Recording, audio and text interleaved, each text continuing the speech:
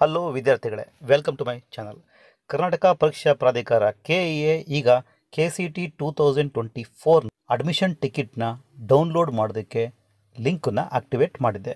ನೀವು ಈ ಲಿಂಕನ್ನು ಕ್ಲಿಕ್ ಮಾಡಿ you can download your admission ticket.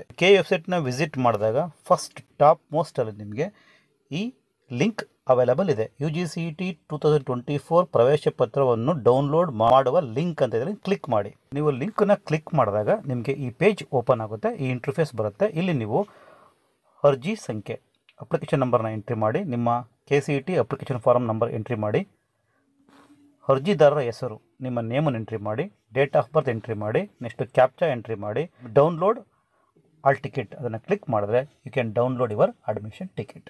Right. So KCET 2024 hall ಟಿಕೆಟ್ನ ಅಡ್ಮಿಷನ್ ಟಿಕೆಟ್ನ ಡೌನ್ಲೋಡ್ ಮಾಡ್ಕೊಳ್ಳೋದಕ್ಕೆ ಲಿಂಕನ್ನ KEA ಪ್ರೊವೈಡ್ ಮಾಡಿದೆ. ವಿದ್ಯಾರ್ಥಿಗಳೇ, ಲಿಂಕನ್ನು ಕ್ಲಿಕ್ ಮಾಡಿ ನೀವು ಡೌನ್ಲೋಡ್ ಮಾಡ್ಕೊಳ್ಳಿ.